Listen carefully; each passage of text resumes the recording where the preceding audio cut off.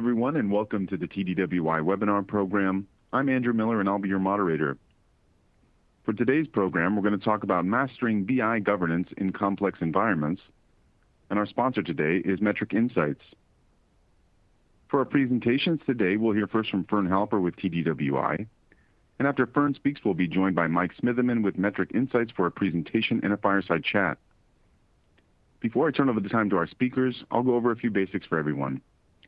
Today's webinar will be about an hour long, and at the end of their presentations, our speakers will host a question and answer period. So if at any time during these presentations you'd like to submit a question, just use the Ask a Question area on your screen to type in your question. If you have any technical difficulties during the webinar, you can click on the Technical FAQs area and you'll receive technical assistance. And if you'd like a copy of today's presentation, you can locate the resource window to download the PDF. Lastly, we are recording today's event and we'll be emailing you a link to an archived version so you can view the presentation again later if you choose, or if you'd like to share with a colleague. Again, today we're going to be discussing mastering BI governance in complex environments. And our first speaker today is Fern Halper. She's the Vice President and Senior Director of TDWI Research for Advanced Analytics.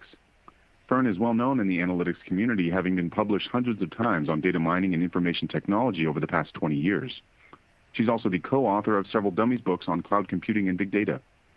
Fern focuses on advanced analytics, including predictive analytics, machine learning, AI, cognitive computing, and big data analytics approaches.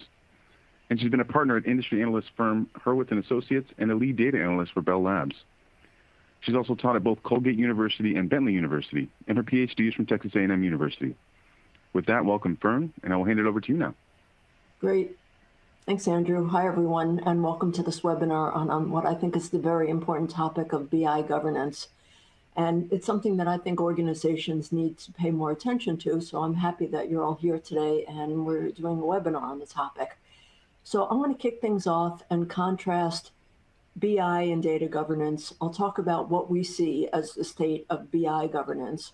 And then, as Andrew mentioned, we're going to hear from Mike from Metric Insights on the topic, and then Mike and I will have a fireside chat about the need for BI governance, key pillars of it, implementing a unified approach, and strategies for success. So I'll start off with a definition of data governance, which is a neighbor to BI governance. And how we define data governance is as the practice of ensuring that business data remains fit for use. It focuses on people, processes, policies, rules, and regulations for achieving specific goals for a managed data resource and building trust in the data. So when we talk about data governance, we're talking about things like compliance, privacy, data integrity, for example, accuracy, completeness, timeliness, and so on, and the rules, processes, et cetera, for making that happen. So I'm talking about what data governance is because of the parallel between data governance and BI governance. So here we're defining BI governance as including the strategies, processes, and tools to ensure that the outputs of BI are trustworthy, accessible only to authorized individuals, and in compliance with relevant regulations. So as one of our faculty, Donald Farmer, would say, analytics or BI governance is not about getting the right answers, it's about doing analytics in the right way. So it's not about putting more controls and roadblocks in the way of users, it's about empowering users in a governed environment. So the definition of BI governance, I think, should sound familiar. It has a lot of the same principles as data governance, except we're talking about having trust in things like the reports and dashboards and the visualizations and everything that comes out of BI. These applications may be part of an application. So these dashboards may be part of an application. So that needs to be governed. BI governance is about ensuring accountability for BI and that it's used for its intended purposes. So there are elements of responsible BI in the definition. I bring that up because we're hearing a lot more about responsible AI, responsibility in the context of responsible AI. So, but what we see at TDWI is that data governance is a big priority with companies that we survey. So here are the results of a 2024 TDWI survey where we asked what are your organization's top 5 data management priorities in 2024? And you can see that the top priority is supporting sophisticated analytics. That's what organizations are trying to get their data in shape for. And then the second priority is implementing or updating the data governance program. Now, interestingly enough, data governance had been the top priority for the past 5 years that we've been doing this survey. And this is the first year that it fell to number 2, but obviously it's still very high on the list. It's higher than migrating to cloud platforms. It's higher than deploying unified architectures. It's higher than deploying the data catalog, which of course is associated with data governance and putting metadata in place to understand the data that you have. But my point here is that data governance is definitely top of mind. And now when we ask questions about analytics governance, we see it's not typically at the same level of priority. In another question that I'm not showing here, we actually asked about investment, where companies were investing in 2024 and what type of methodologies. And analytics governance actually came in at the middle of the pack when we asked about investment opportunities. I think data ops, was the highest investment opportunity. And why is this the case? Here are several thoughts that I have about why BI governance isn't thought about the same way as data governance. I think that first, obviously, data drives BI and analytics, and this is the old garbage in, garbage out idea. So many organizations are trying to get their data in order before they worry about whether they can govern the analytic output of that data. Also, I'm going sort of around clockwise here. The data environments are becoming more complex, and it's taking a lot of effort just to manage and govern those environments. Think about how you have your hands full managing hybrid multi-cloud environments. There are multiple platforms, the environment's getting bigger and bigger, there's high data volumes, diverse data, and it just requires a lot of attention.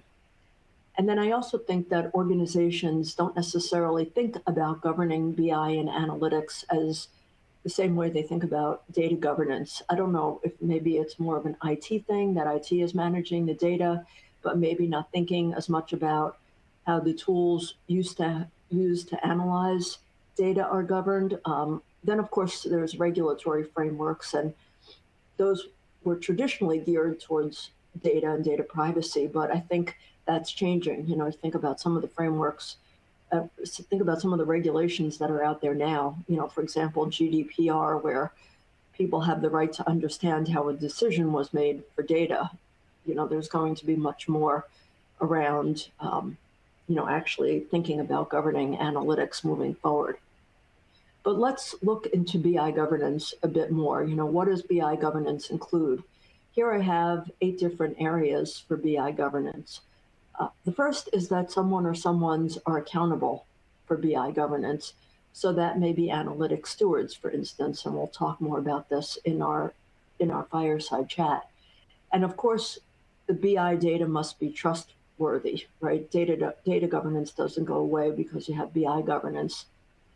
And any BI system, think about a dashboard or a report or an application that maybe was built with the dashboard. All of that needs to be documented, it needs to be version controlled, and you need to be able to track the lineage to understand if something has changed, because you don't want what you're putting out there that's going to be used by people to have problems with it in terms of them making their decisions. And then, of course, BI can only be accessed by those who are allowed to do so, and the usage of the BI system should be monitored to determine who's using it and how much it's being used. If it's not being used, maybe it can be sunsetted. There are tools out there that make this tracking and monitoring easier. And of course, BI should serve its intended purpose. So if it isn't, is there a way that this can be communicated and changes being made? For example, if one organization is building the tools and another one is using it as opposed to using self-service, can it be communicated so it isn't used in the wrong way also? And finally, of course, the input and output needs to be compliant. So all of the things that you were thinking about with data governance in terms of PII data, input and what's coming out of the system or what you're showing, needs to be used properly as well. So now I'm saying this for BI, and I wasn't talking about AI in this discussion, but the reality is that BI is going to continue to evolve. And what we're seeing at TDWI is that there's a lot of natural language interfaces that are being used with BI systems so that people can question the BI system in a natural way. And vendors are offering these kinds of tools. They're all embedding AI, generative AI, advanced algorithms in their tools so that it's easier for users not to have to necessarily use SQL, but to ask questions in a natural way. And also the BI systems that are out there are also surfacing insights. So maybe you log into a system and there are some insights that the system found for you by operating on the data behind the scenes using advanced analytics techniques such as machine learning. And of course, vendors are offering these tools also. But here's a very interesting way that I think BI systems are evolving. So some organizations are actually looking to front their data with generative AI systems so that they can ask their questions in a natural way. And of course, generative AI has taken the world by storm over the past year, and organizations are looking to enable interactive interfaces to their data.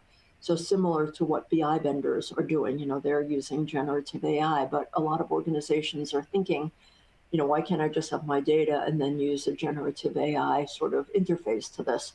So these are some results we did, some results from a survey that we put out there earlier this year.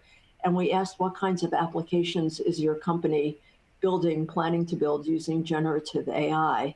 And you could see that chatbots and generating marketing content and employee onboarding systems, these are very popular use cases. This is what we see organizations doing now with generative AI. But you can also see that not that far down on the list is that generative AI will be a front end for analysis. So the question then becomes, how will that be governed to ensure that there's no data leakage, or maybe there may be hallucinations, coming depending how you're training your systems. We're going to see how that goes, but I'm just saying that it's not like BI is stagnant. There's going to be another level of complexity to add to BI governance. And so I want to conclude my portion by again stating that BI governance needs to be addressed from three perspectives. People in terms of accountability and stewardship. People will also include making sure that the organization is data literate and they understand the data that they'll be using and how to responsibly use it. That's part of the agility and the balancing act, along with people collaborating with each other. And there also needs to be processes and policies in place for governing BI assets. These things like the dashboards and the reports, et cetera. Ways to document them, as I was talking about. There are tools that are coming out to help automatically document systems. These have been around. Some of these tools I've seen associated with data, even building data warehouses. So there are like automatic documentation systems out there. And there should also be technologies in place to help with this. So we talked about access controls and tracking and monitoring. And so for some organizations, it makes sense to deploy an analytics catalog where they can store information about their BI system. So that may be similar to a data catalog, but instead of having metadata about the data, you have metadata about the BI assets and applications. So those are my introductory remarks, purpose being to try to introduce what BI governance is all about and sort of where we see it at this point. So with that, I'm going to hand it back over to Andrew to introduce Mike from Metric Insights, and then I'll be back for the fireside chat. So Andrew, over to you. Thank you very much, Fern. That was a fantastic presentation, and it's my pleasure now to introduce our guest speaker, Mike Smitheman with Metric Insights. Mike has over 15 years of product and marketing experience in the business intelligence industry and has helped bring analytics products to market with senior roles at Seagate Software, AIM Technology, T-Leaf, Acero, and Good Data. With that, welcome, Mike, and I will hand it over to you. Thanks, Andrew, and thanks, Fern, for laying out that background on sort of what BI governance is and how we should be starting to think about it. What I'd like to try and do is bring that more into sort of the practical application of governance and talk about how it might manifest itself as part of your BI programs. And one thing that I don't think we talk about a lot is how end users can benefit from governance programs. But to start, what's clear, and I'm kind of reiterating to start what Fern just mentioned, is that for an effective governance program, you need to think about both data governance. We're not saying don't think about data governance. Obviously, you need to think about data governance, but you also need to marry that with your BI or your analytics or your reporting governance layer. And as Fern mentioned, a lot of focus has gone into that data governance layer.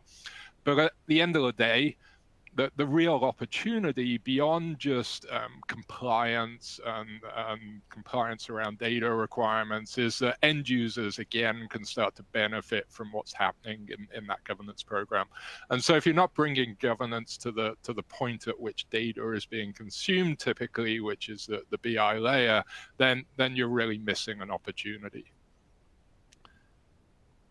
So what do we mean by effective governance? Let's try and bring this more into sort of, again, the practical application of it. So the first is bringing governance and compliance to again, that point of consumption in the BI layer where reports and dashboards are being used. And I'm going to show you some sort of examples of this in terms of what we're doing at Metric Insights. But really, it's about making sure that, again, wherever data is being consumed, that users know things like the usage policies around that data, that they understand that it's been certified and that they can trust it, and really have the context around what a particular report or dashboard is. It means surfacing the relevant metadata that we're capturing around data and reports at, again, that point of consumption, and Fern touched on this, so that we can really start to drive better literacy around reporting and BI. A user can understand what a report is, that they can trust it, that they can understand how it's categorized, what sort of data it contains, how they should be using it, because does it contain sensitive information or not? And really, again, make sure that that's available at the time that they're viewing the report, wherever that might be occurring. Lineage is often spoken about in terms of governance, and we look at it a lot, again, at sort of the data level, where a table is being populated from, how's data being pulled together. But for effective BI governance, we want to make sure that that's tied all the way to the reporting layer, so that when a user is looking at a particular report, they can understand where that data is coming from and ultimately then how it should be interpreted. And actually, and I'll show you an example of this, pushing lineage beyond the report as well. And I'll explain in a minute what I mean by that. And then another exercise that often happens when companies are going through a data governance initiative is building out these glossaries and these definitions around what metrics mean, how they're calculated, again, where the data is coming from, the documentation piece, if you like, that Fern was just talking about. Making sure that, again, that makes it to the consumption layer, so that all those definitions are related to a particular report, are again available to the end user, so that when they're accessing that report, again, wherever that might be, they can understand the context behind it, and we're not spending our time again, discussing how the data was calculated rather than what it's actually telling us. So as we think about effective BI governance programs, these are some of the sort of tangible things that I think you should be thinking about in terms of making available at the BI layer. Now, governance is a lot about process. I think we'll talk more about that in the fireside chat with Fern in a minute. But to do governance at scale, it requires a technology solution to help with that. Organizations that have thousands, if not tens or hundreds of thousands of users out there of BI, organizations that are creating, often tens of thousands of pieces of content over a period of time. To govern that manually is obviously impossible. So you need some sort of layer to manage the governance of your BI ecosystem. And obviously what we do over here at Metric Insights is this idea of an analytics or BI catalog or portal, if you like, which is a good foundation for managing governance at the BI layer. And I just want to talk about sort of what a portal entails and how it ties into this discussion of BI governance and how it enables that. So this is kind of a logical representation of what a BI portal is about. So on the left-hand side, down in the bottom left-hand corner, you have all sources of BI and data in your organization. And obviously that's BI tools. In today's world, there's, again, a proliferation of BI. Most organizations have multiple BI tools. Everyone's still using Excel and PDFs and presentations out there, so there's a document layer. There's BI and reporting in every application that exists, whether it's your CRM or your HR system. It all constitutes BI and reporting. And obviously there's then the data layers that serve that. And a BI catalog or a BI portal needs to be able to connect into all of those sources of BI to understand what's being created across the organization that we may want to make available to our end users. So in Metric Insights, we have this plugin architecture that is going out and essentially think of it as sort of monitoring the content that's getting created across the organization by the different teams and groups.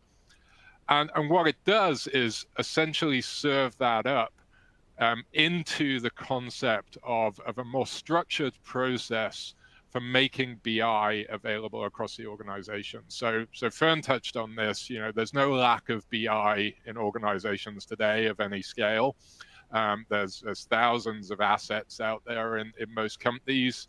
AI has the potential to contribute to that pile of BI even more.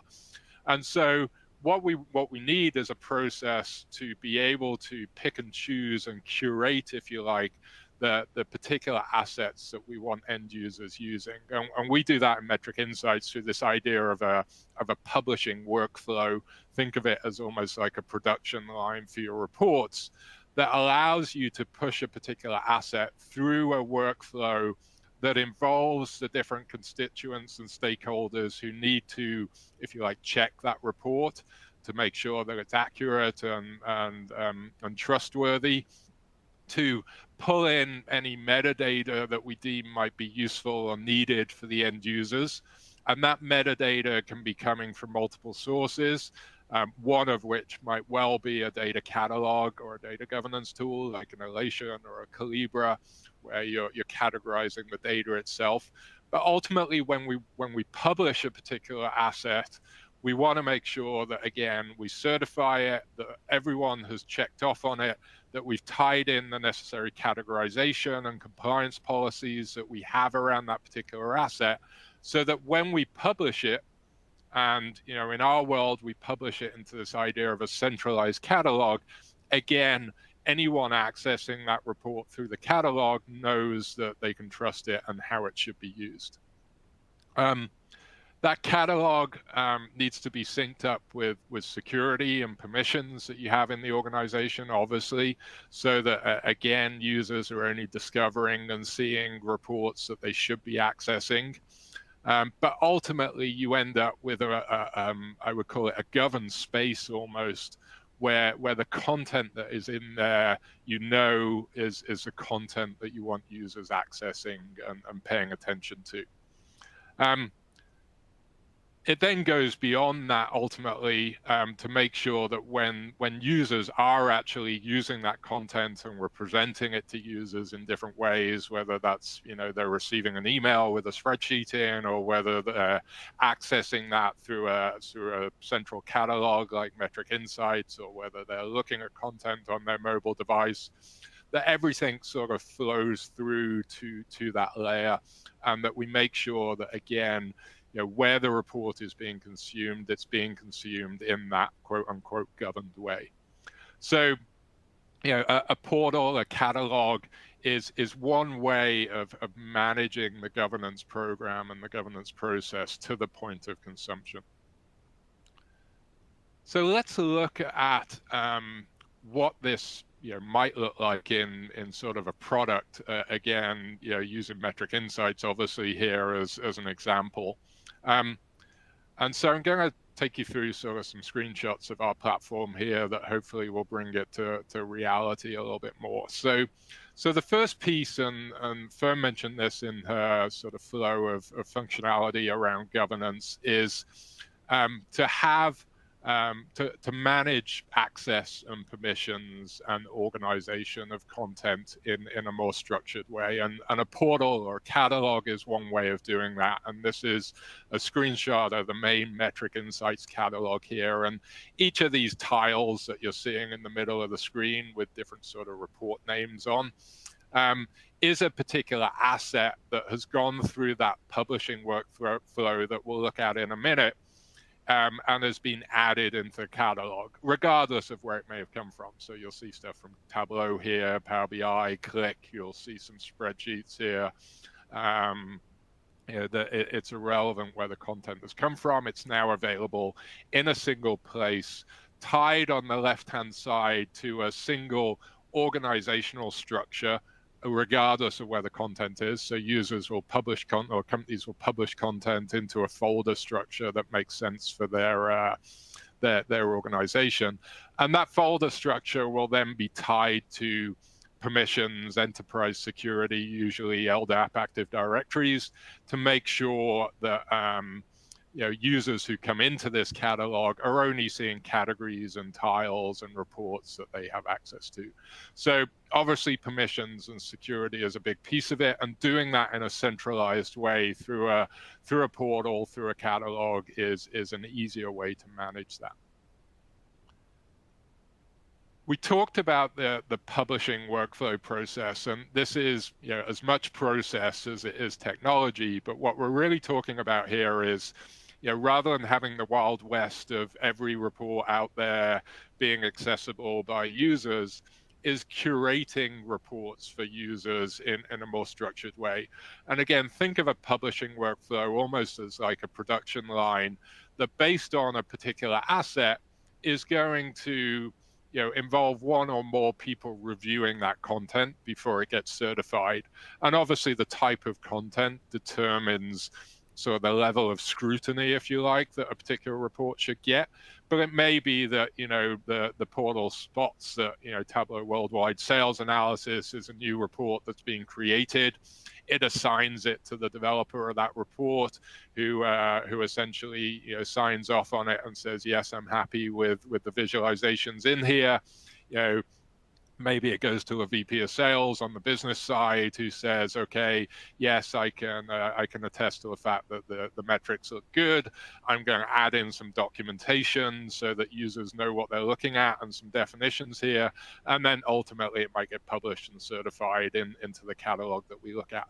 But again, think of it as more of a production line that ensures that the stuff that's getting cataloged and certified is the things that you want users looking at, and that they can understand what it is.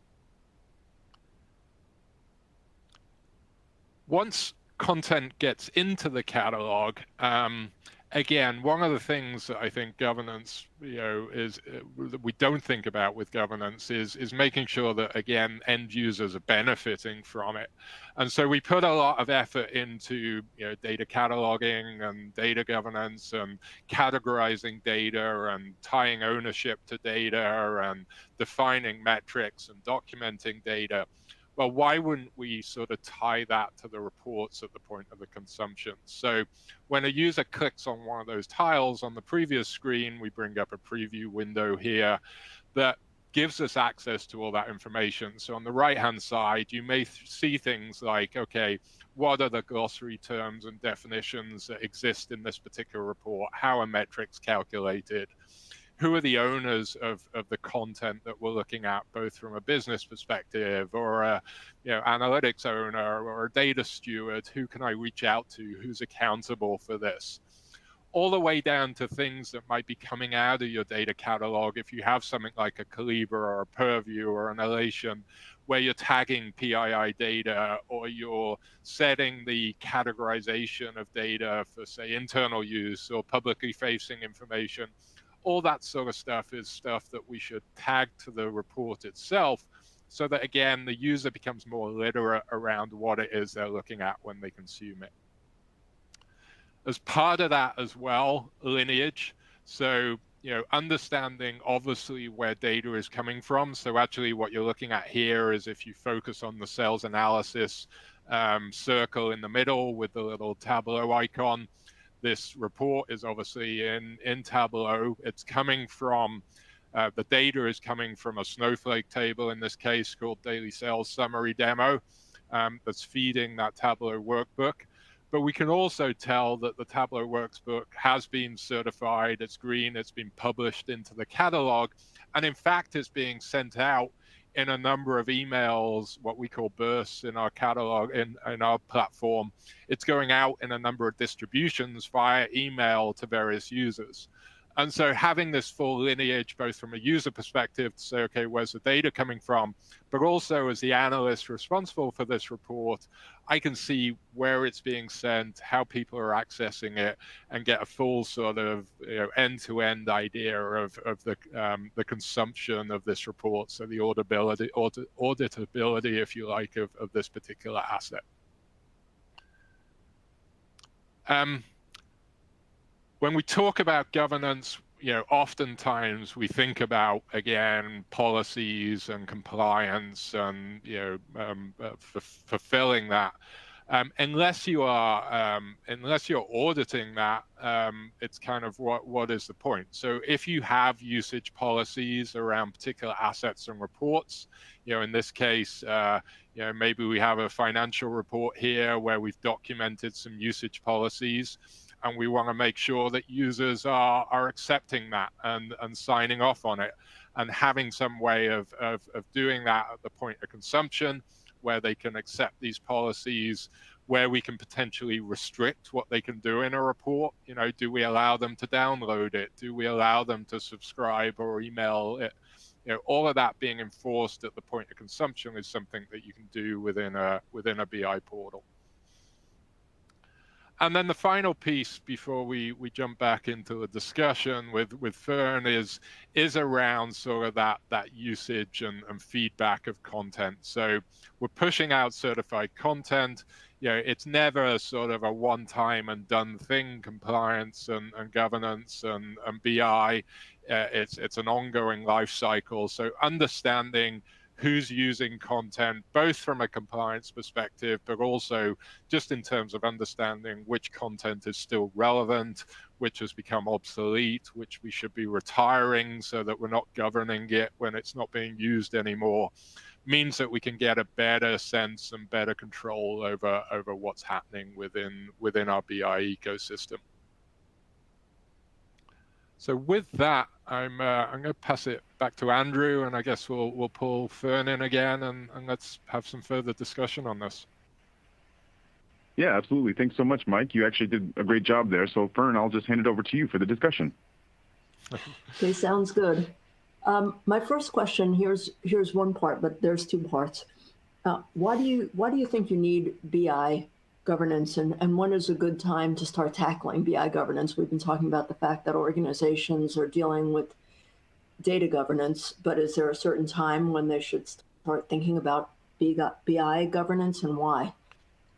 Yeah, so I think I think the why you sort of brought to the forefront in terms of, there's no lack of BI in organizations these days. Any organization of scale these days is their problem is not creating more BI in a lot of cases, but so there's a proliferation of it. You mentioned AI as well. That's only going to add to the pile over time. It's yet to be seen how quickly that's going to start to come into effect, but everyone is thinking about it. So, why do it? Because, you've got to start to get a handle on these BI ecosystems.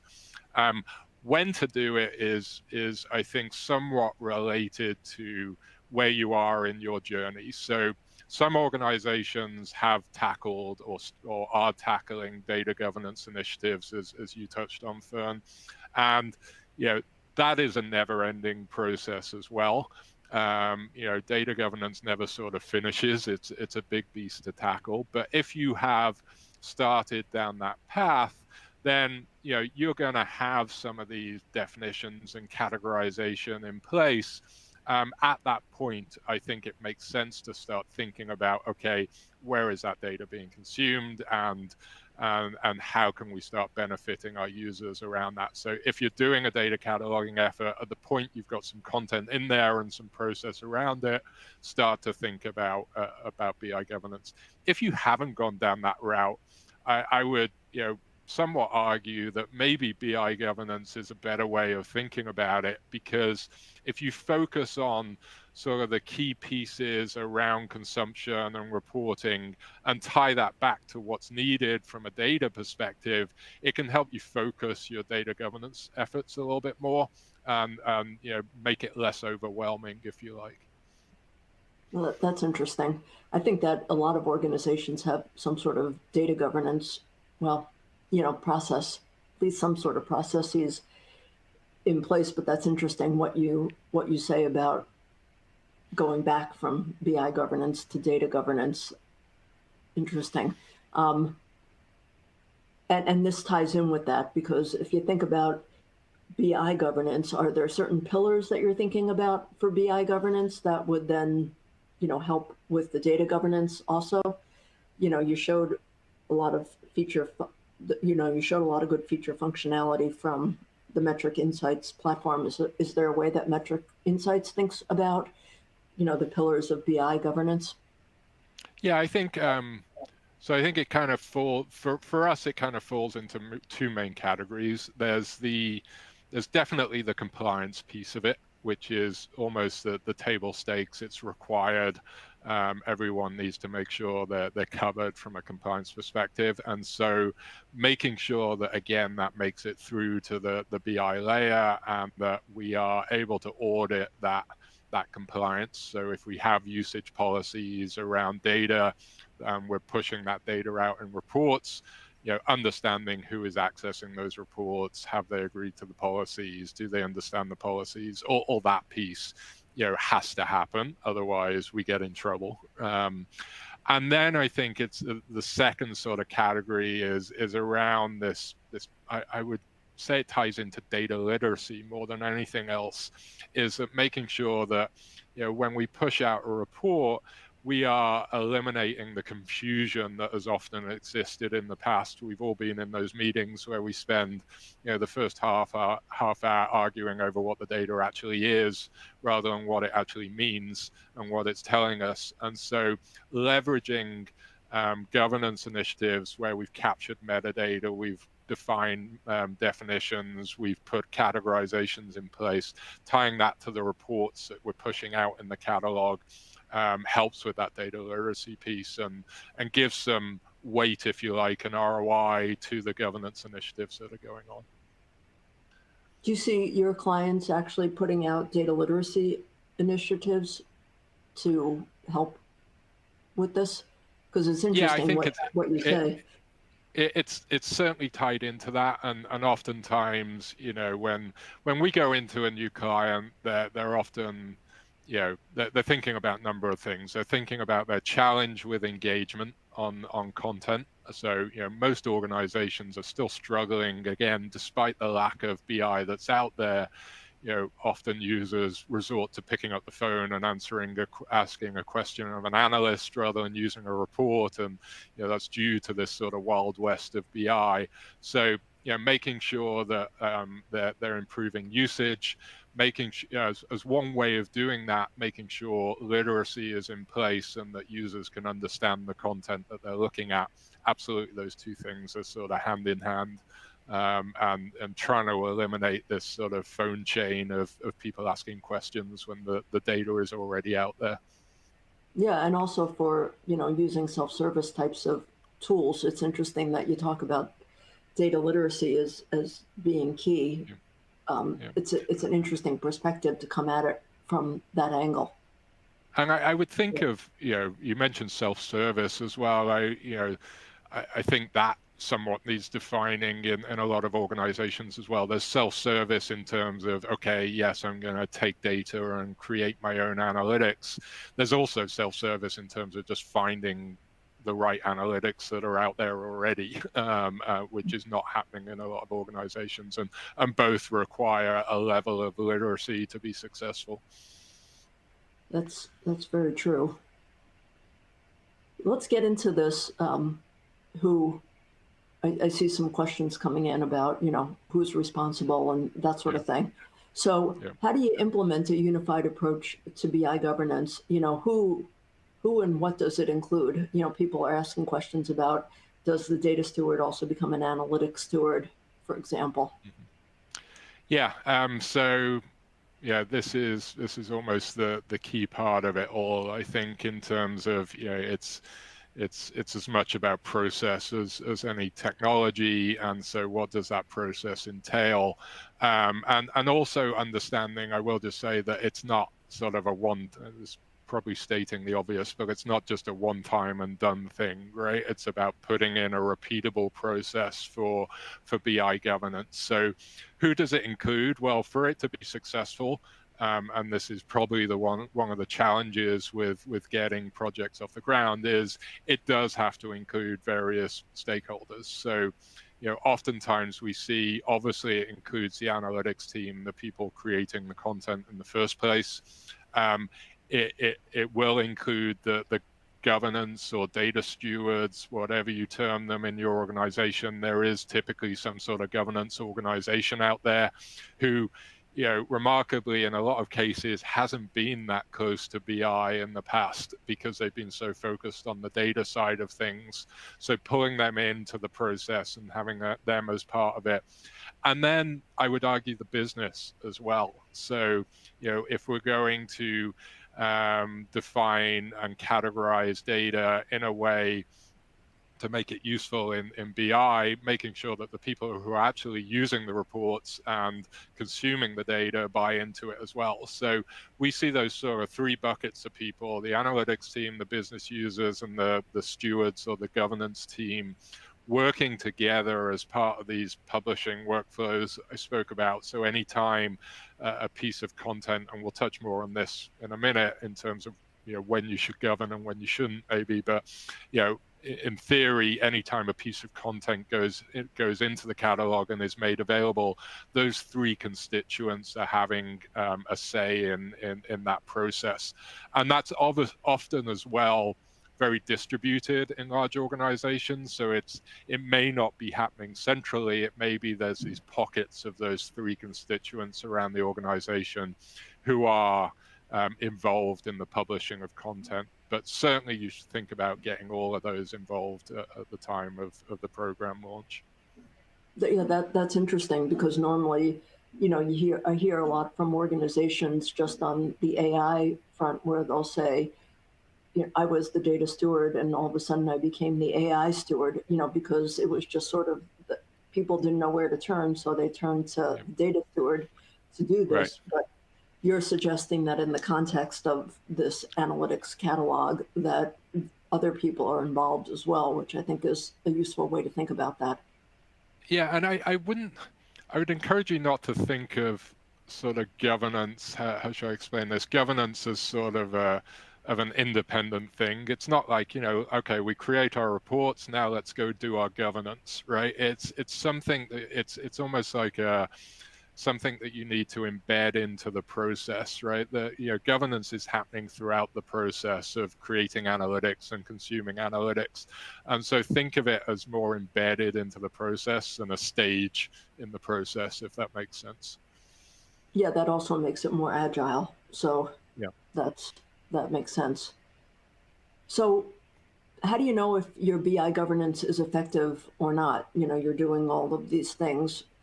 How do you know? Are organizations that you work with, are they developing metrics to see if their BI governance is effective, or more people using BI? I mean, how are they actually determining this? Yeah, so organizations who are bringing in a catalog per se are looking for better engagement and control around their BI ecosystems. So engagement is absolutely a key metric that I think ultimately again ties back to if you're doing effective governance and you're getting content out there in a catalog in a more governed way, you're looking for engagement with that content to increase, and therefore you can mark it as successful. So engagement for sure, usage of analytics. Tying that, if you need some sort of monetary justifications and ROI around that, tying that to sort of what you're paying for your analytics infrastructure and your licensing for your BI tools.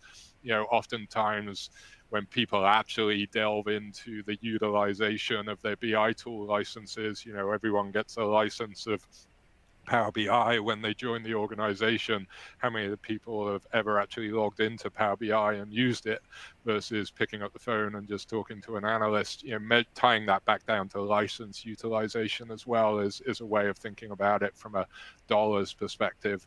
But yeah, certainly usage, engagement, and then we keep coming back to compliance, but the accountability and making sure that you have numbers around, are people accepting usage policies? Are the people who are supposed to be seeing reports, that sort of thing.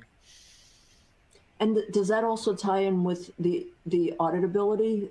How do you ensure auditability for BI? Does Metric Insights produce reports for auditors? You were showing some of that before.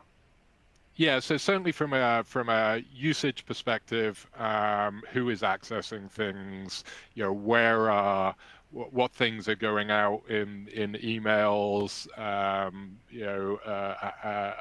people accepting usage policies that are tied to particular reports? All of that we track within the portal. We also ingest some of that from the tools themselves as well, so we can tell things like, okay, this particular report was accessed directly in Tableau. This a version of it was accessed by 100 people who received it in an email. Someone else found it within the portal and accessed it there. So having that sort of holistic view of usage and auditability is something that you will get through a portal like Metric Insights, and then reporting on that. I see a ton of questions coming in from the audience, so I want to get to those. So we'll do a lightning round. Yeah. What's the other top best practice that you would suggest for enabling BI governance success? Yeah, so I think I have one quick answer to this. Let's make it quick and get to the questions.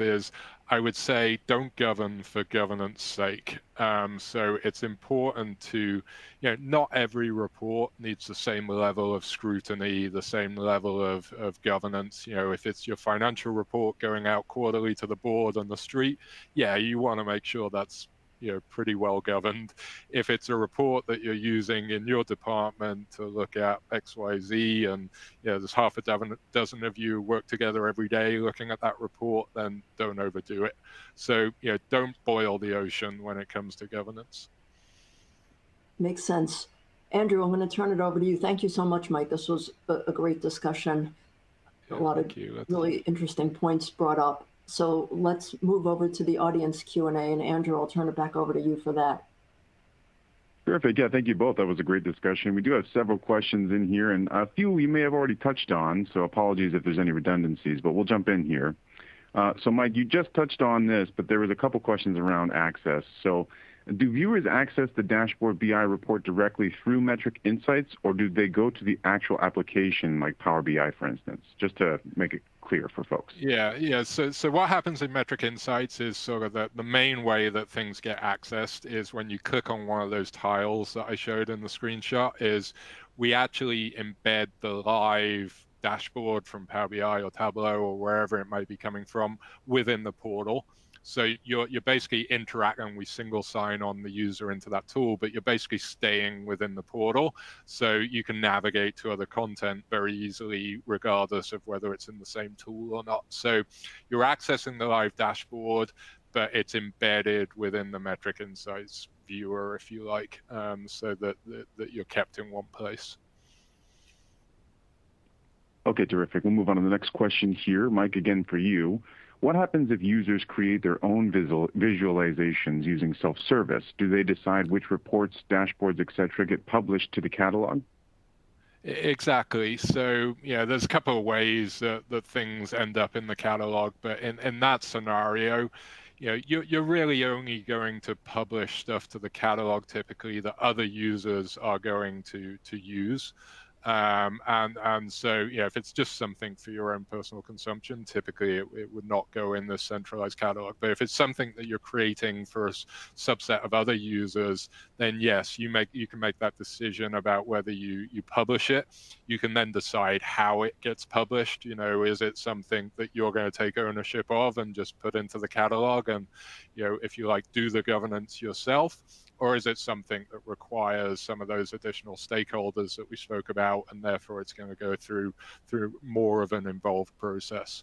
But there's some autonomy over whether something gets in there or not for stuff that's being created on a case-by-case basis like that. All righty, we'll move on to the next question here. We've had two questions around this, so I'm just going to try and summarize them both. But can you, Mike, talk about some best practices for managing security and access in an organization that has multiple reporting BI tools? Yeah, so I'll tell you how it works in sort of Metric Insights, and I think common for any sort of portal platform is, so what we do is we kind of, we integrate with essentially your enterprise security. So if you're using, for example, something like LDAP Active Directory, and that's how you're grouping users, and that's how you're managing content structure in each of your tools, we'll synchronize with that. The net result is that when you come into Metric Insights, we understand which AD groups you belong to. That ultimately determines what content you get access to, regardless of the tool. If for some reason you have applications that are not part of that enterprise security, maybe you've got a departmental BI tool that's not tied into AD groups or anything like that, then we'll actually synchronize with the security in the underlying tool directly.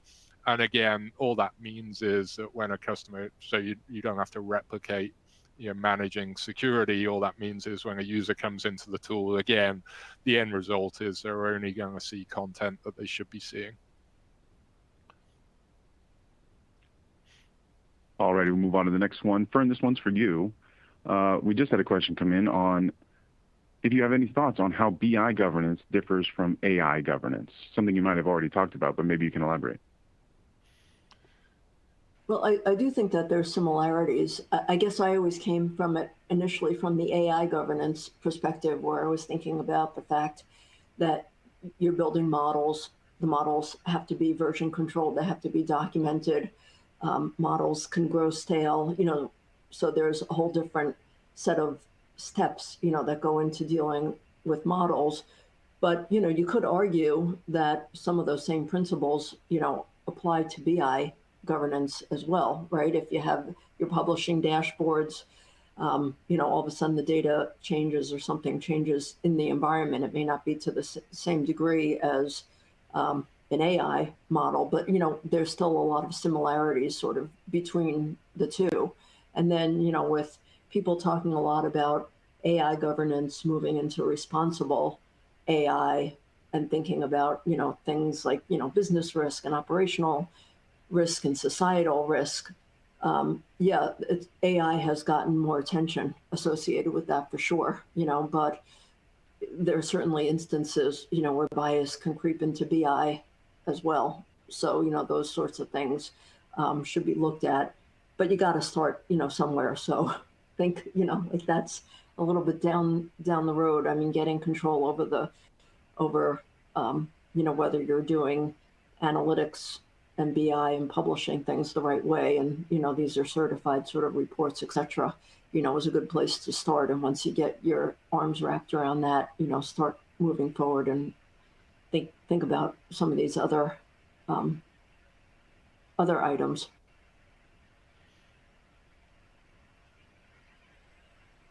Terrific. All right, we'll move on to the next one here. I think we might have time for 2 more questions. Mike, back to you for this one. What steps are essential to govern self-service BI? I know we talked about that, but maybe you can expand if you can, please. Yeah, so again, I think this comes back to sort of my final comment in the discussion with Fern was, don't govern for govern's sake. If you are using self-service for your own benefit, i.e. you're creating reports and analytics to use yourself, you're really leveraging more of the data governance side of things in that perspective. You're going to use data sets that have been governed. You're going to use the metadata related to that to understand what it is you're using and the data that you're working with. But if at the end of the day that report is just being used by you, then it's kind of down to you to make sure that you're doing it in the correct way. However, if self-service then extends into, hey, I'm creating this report and it's something I want to share with other users in the organization or other teammates, then you should be thinking about it a little bit more from a BI governance perspective. Okay, what do I need to document within this report? How do I need to categorize this report so that if the people I share it with or anyone else in the future comes across this report, they're going to understand what it is they're looking at and how they should use it. So again, don't govern for govern's sake, but if it's going to go more broadly in the organization, then think about what governance is necessary. And I would encourage you to think about beyond sort of just self-service, any asset that is going to go out there for usage in the organization. One way of categorizing it from a governance perspective is to say, okay, how critical is the data to the organization? And by that, I mean, what's the consequences if something is wrong in there or if someone interprets it in the wrong way? Because that's going to define sort of a level of scrutiny. The other is, what's the audience? Is this something that's going to be used ultimately by a couple of people, or is this going out organization-wide? That sort of matrix can give you an idea of, okay, who should be involved in this process and what level of scrutiny do we need to give it? Alrighty, last question here. We did have 2 folks inquire about the availability of this tool. So Mike, can you speak to how folks might be able to sign up for a demo, or if this is not available right now, maybe in the future, when would it be available? Yeah, so definitely available. Metric Insights has been working in this space for almost over a decade now. Feel free to reach out to myself here on the screen is my email address. You can also go onto our website where you can sign up for demos as well. We have a pretty comprehensive YouTube site as well, Metric Insights channel, where there's lots more content around the product itself. I guess I will give a quick shout out. We are actually doing more of a product demo on Thursday this week. So if there's interest in sort of drilling into the product more, then you can sign up for that on our website as well. Alrighty, well, this does bring us to the end of our time today, so please allow me to thank our speakers. We heard from Fern Halper with TDWI and Mike Smitheman with Metric Insights. Would also like to thank Metric Insights once again for sponsoring today's webinar. And please remember, we did record today's webinar, and we'll be emailing you a link to an archived version of the presentation. And if you'd like a copy of today's presentation, you can locate the resource window to download the PDF. Lastly, for those unfamiliar, TDWI hosts in-person educational events each quarter. Our next one is TDWI Transform 2024 in Chicago from April 28th through May 3rd. And as a valued webinar attendee, we're offering each and every one of you $100 off any event package. Now, TDWI events really stand apart because we emphasize transformative learning with over 45 master classes, specialized technology and programming language-specific hands-on labs, and a dedicated Modern Data Leaders Summit on modernizing data management, where you can earn a certificate. Please check your post-webinar communications for a unique discount code and a link to further details. And from all of us here, let me say thank you so much for attending. This does conclude today's event.